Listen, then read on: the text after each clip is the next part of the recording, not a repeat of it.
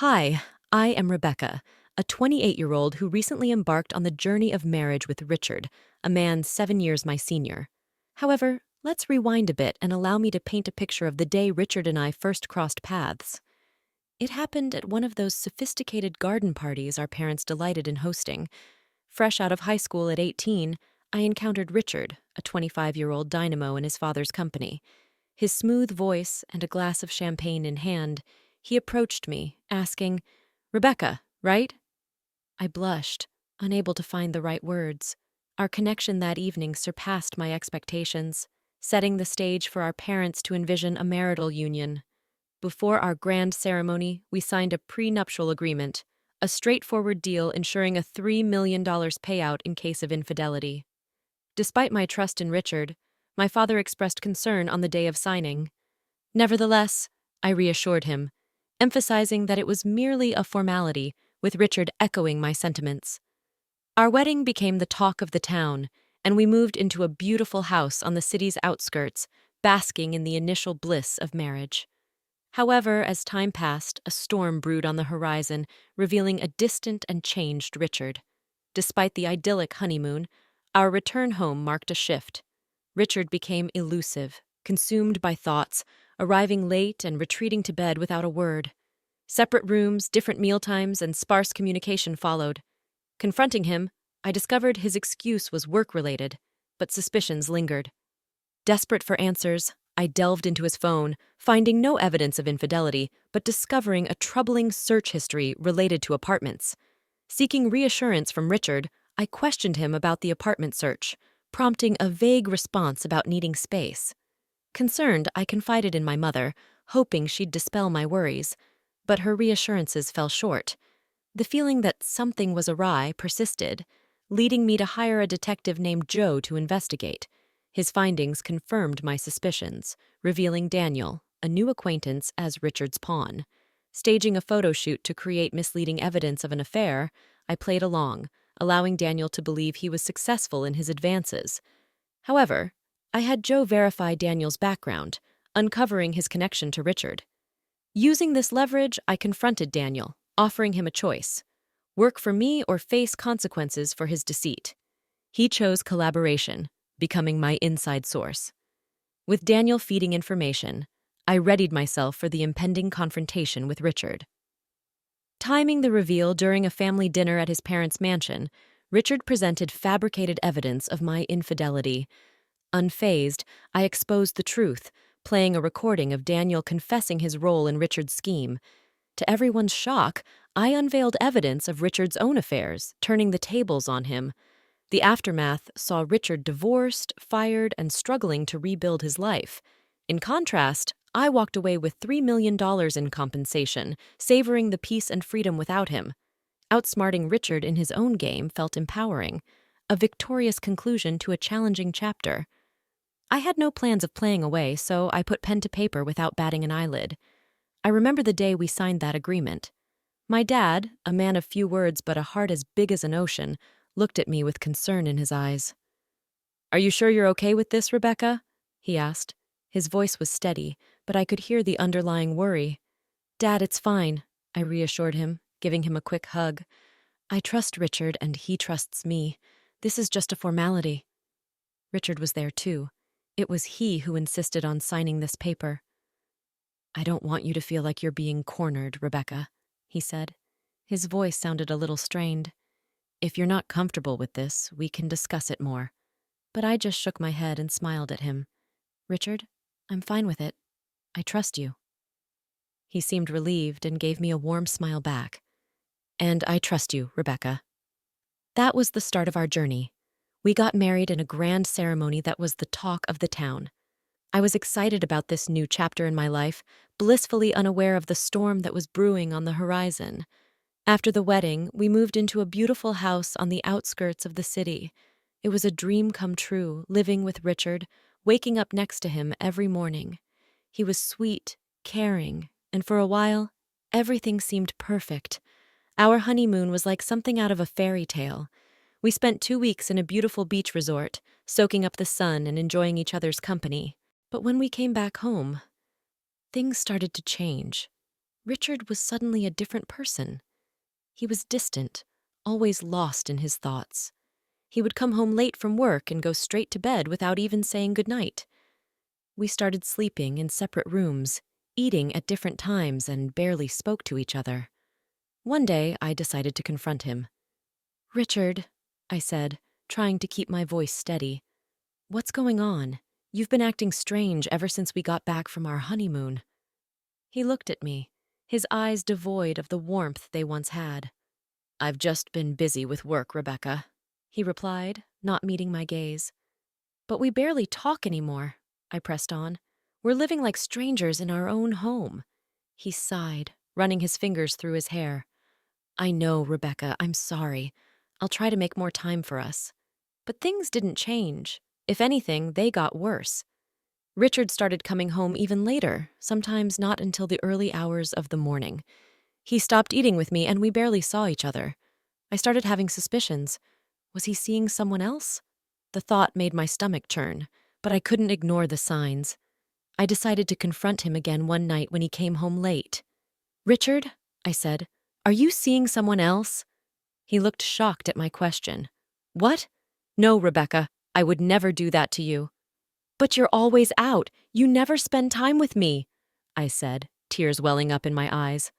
"I told you it's just work," he said, his voice firm. "I'm not cheating on you, Rebecca." But I couldn't shake off the feeling that something was wrong. Richard was not the man I had married. He was distant, cold, and seemed to be hiding something. I didn't know what to do. I loved Richard, but I couldn't live like this.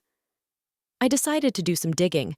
If Richard wasn't going to tell me what was going on, I would find out for myself. I started by checking his phone when he was in the shower. I felt guilty about invading his privacy, but I was desperate for answers. I didn't find any suspicious messages or calls, but I did find something that made my heart drop. Richard had been searching for apartments. Was he planning on leaving me? I confronted him about it. "Richard, why are you looking for apartments? Are you planning on leaving me?" He looked taken aback. "No, Rebecca, I was just looking. I wasn't planning on leaving you." "But why were you looking?" I asked, my voice trembling. I don't know, Rebecca," he said, his voice barely a whisper. I need some space." One day, I decided to talk to my mom about it. She's always been my rock, my go-to person when things get tough. "Mom," I said, "I don't know what to do. Richard's changed. He's not the same person anymore." My mom listened, her face full of concern. "Rebecca," she said, "you're both still adjusting. You're newlyweds. It takes time to build a life together." I wanted to believe her, wanted to believe that this was just a phase, that things would get better. But deep down, I knew there was more to it. Richard was hiding something. I could feel it. I tried to shake off the feeling, tried to convince myself that Mom was right, but the feeling wouldn't go away. It was like a nagging voice in the back of my mind, constantly reminding me that something was off.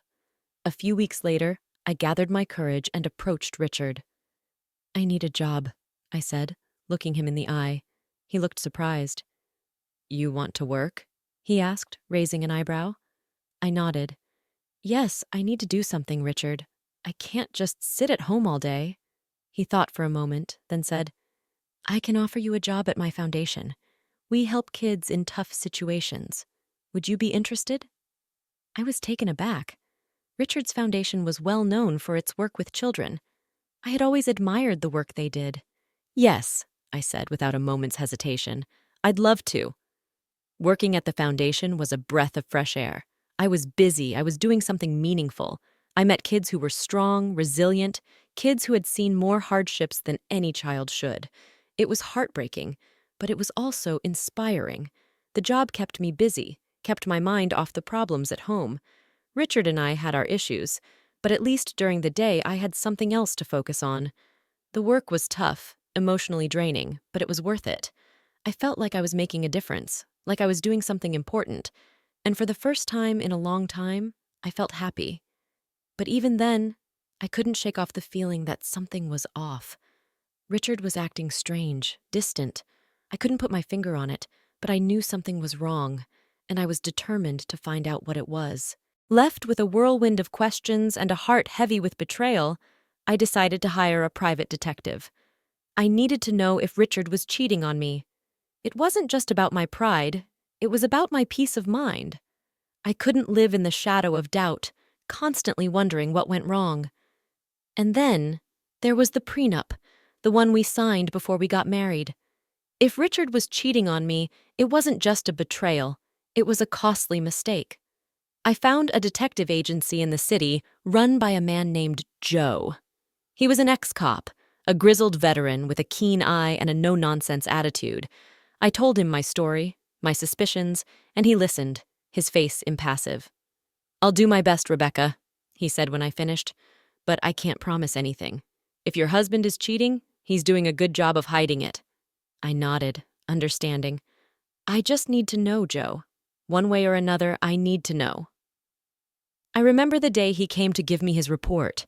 His face was serious, his eyes sympathetic. "I'm sorry, Rebecca," he said. "I couldn't find any evidence that your husband is cheating on you." I felt a strange mix of relief and disappointment. Part of me was glad that Richard wasn't cheating, but another part of me was frustrated. If he wasn't cheating, then why did he leave? What was he hiding? "Are you sure, Joe?" I asked, my voice barely a whisper. "There's nothing at all." Joe shook his head. "I'm sorry, Rebecca. I know this isn't what you wanted to hear." I thanked Joe and paid him for his services. As I watched him leave, I felt a profound sense of loss. I was back where I started, with more questions than answers. I was working at a charity fund when he walked in. His name was Daniel, the new guy. He was handsome, with a charming smile that could light up a room. He was smart, with a quick wit and a sharp mind. He was funny, with a sense of humor that could make anyone laugh. And he looked like a famous actor, with his chiseled features and striking good looks. In short, he was my ideal man. But as much as I was drawn to Daniel, I couldn't shake off a feeling of unease. His arrival seemed too perfect, too convenient. I couldn't help but think about Richard and the prenup. If I was caught cheating, I would have to pay a hefty sum of $3 million. Could Daniel be a trap set by Richard to catch me in the act? I decided to hire Joe again, the private detective I had used to investigate Richard. I asked him to look into Daniel to see if he had any connections to Richard. Joe agreed to take the case. He started investigating Daniel, digging into his past, his connections. He followed him, watched his movements, his interactions. He was as thorough as ever, leaving no stone unturned. In the meantime, I tried to keep my distance from Daniel. It was difficult, especially when he was so charming, so attractive. But I had to be careful. I couldn't afford to fall into a trap, not when there was so much at stake. One day, Daniel asked me out for coffee. I was torn. Part of me wanted to say yes to get to know him better, but another part of me was scared, worried about what Joe might find. "I'd love to, Daniel," I said, trying to keep my voice steady, "but I'm really busy right now. Maybe some other time." Daniel seemed disappointed, but he didn't push. "Sure, Rebecca," he said, his smile dimming slightly. "Some other time." I felt a pang of guilt. What if I was wrong? What if Daniel was just a nice guy, and I was letting my suspicions ruin a potentially good thing? But I couldn't take the risk, not until I knew for sure. A few days later, Joe came to give me his report. His face was serious, his eyes hard. "I'm sorry, Rebecca," he said, "but your suspicions were right. Daniel is working for your husband." I felt a rush of emotions. Anger at Richard for trying to trap me, relief that I hadn't fallen for it, sadness that Daniel wasn't who I thought he was. But above all, I felt a sense of vindication. I wasn't crazy. My suspicions were valid. "Thank you, Joe," I said, my voice choked. "You've done a great job." As I watched Joe leave, I felt a strange sense of closure. I had dodged a bullet, avoided a costly mistake, but I had also lost something, the image of the ideal man, the hope of finding love again. It was a bitter pill to swallow, but I wasn't going to let this get me down. I was stronger than that. I was going to move on, to find happiness again. I didn't need an ideal man. I just needed someone who was real, who was honest, and I was going to find that person no matter what. I could have sent Daniel packing right then and there, but I decided to take a different route. I chose to play along, to befriend him. All the while, I made sure to keep my behavior above board, not giving Richard any reason to point fingers at me. Daniel, however, took my friendliness as a sign of something more. He started to loosen up, thinking he had me charmed. The irony was he was the one getting played, but I didn't let Daniel in on the secret. I couldn't risk him running back to Richard, so I kept up the act, maintained the friendly facade. One day, I decided to up the ante. I asked Daniel to join me for lunch, making it sound like a casual discussion about charity work. He agreed, a smug smile plastered on his face. He thought he was making progress. We found a quiet spot in the cafe. "So, Daniel," I began, "how are you finding the charity work?" He shrugged, a confident look in his eyes. "It's good, different, but good." "And Richard?" I asked, trying to keep my voice steady. "What do you think of him?" Daniel looked surprised. "Richard? He's okay, I guess. Why?" I shrugged, attempting to look casual. "Just curious. He's a bit of an enigma, isn't he?" Daniel laughed, clearly relieved. "Yeah, he can be a hard one to read."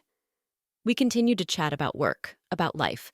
I made sure to keep my tone neutral, not to give him any reason to be suspicious. In the days that followed, I continued to play along. I kept up the friendly act, making sure to never cross the line.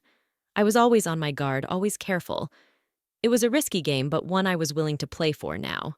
One day, during one of our lunch meetings, Daniel looked at me, a serious look on his face. "You know, I've been thinking." I raised an eyebrow, a chill running down my spine. "About what?" He shrugged, looking uncomfortable. "About us. About this thing we have." I felt my heart skip a beat. This was it, the moment I had been dreading. I forced a smile on my face. "And what is it that we have, Daniel?" He looked at me, a hopeful look in his eyes. "I think we have something special."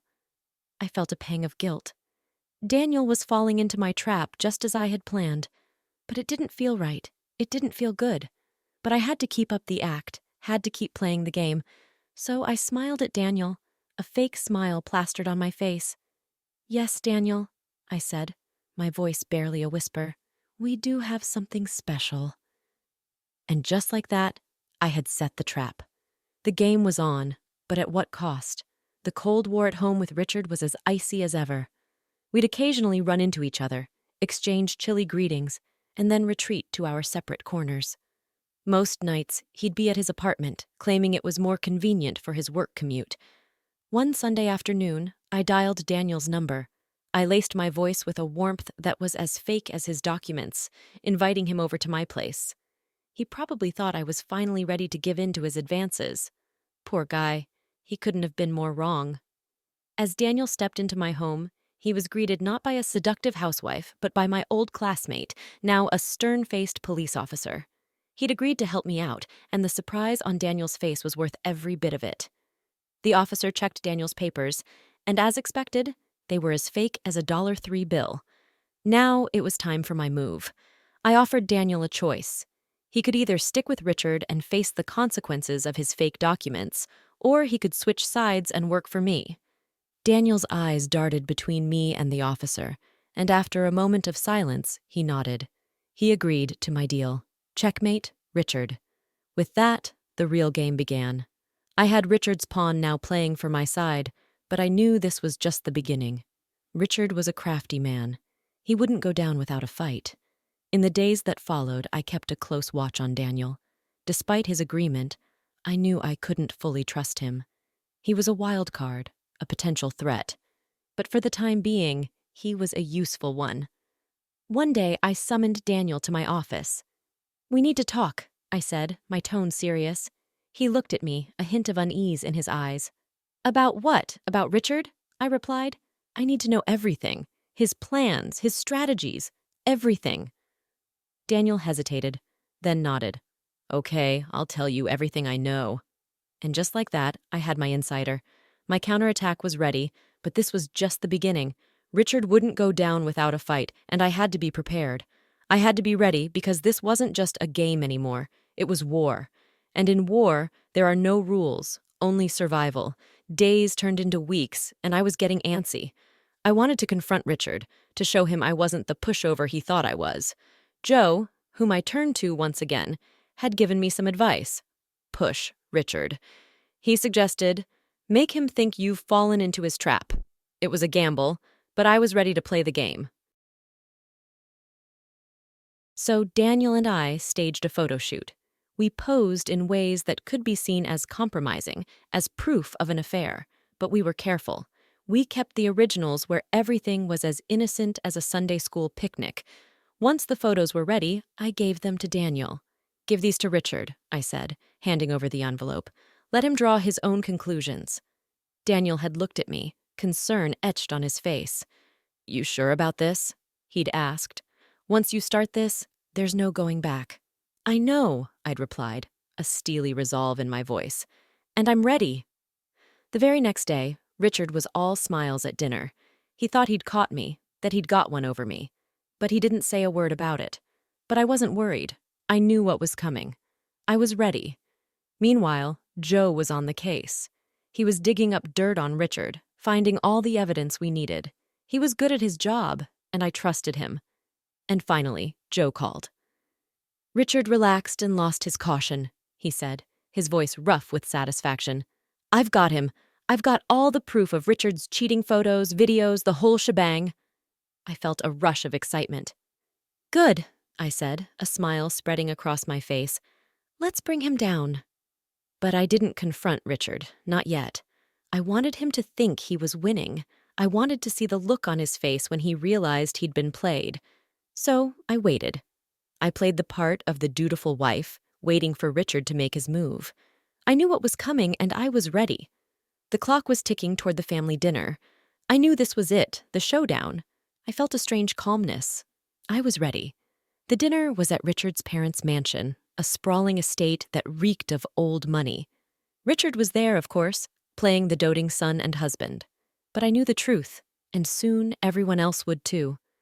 We were halfway through the main course when Richard cleared his throat. He stood up, a smug smile playing on his lips. I have something to say, he announced, his eyes on me. He pulled out a set of photos of me with Daniel, and tossed them on the table like he was playing a winning hand. Proof, he said, his voice filled with triumph, of my wife's infidelity. The room went quiet. I could feel everyone's eyes on me, but I didn't flinch. I was ready for this. I calmly stood up, meeting Richard's gaze. Yes, I said, my voice steady. I know this man, but he's not my lover. He's an actor hired by you, Richard, to frame me. I pulled out my phone and hit play. The room filled with Daniel's voice confessing everything. Richard's smile faltered. His eyes widened in shock, but I wasn't done. I pulled out my own set of photos and videos, evidence of Richard's own affairs, and tossed them on the table. What about these, Richard? I asked, my voice cold. Can you explain them? Richard stammered. Tried to deny it, but the evidence was undeniable. His parents' faces turned to stone. My parents, who had been quiet until now, spoke up. You ungrateful brat! My father roared at Richard. We trusted you with our daughter, and this is how you repay us? Richard's mother was in tears. How could you, Richard? She sobbed. How could you do this to us, to her? The aftermath was swift. We divorced. Richard's parents, furious at their son's deceit, fired him from their company. His reputation was in tatters, and me? I walked away with $3 million in compensation. Now Richard is jobless, scrambling to pick up the pieces of his life. And me? I'm free. I'm enjoying the peace, the silence. I'm enjoying my life without Richard. I won. I took on Richard and won. I outsmarted him, played his own game better than he did. And it feels good. It feels right.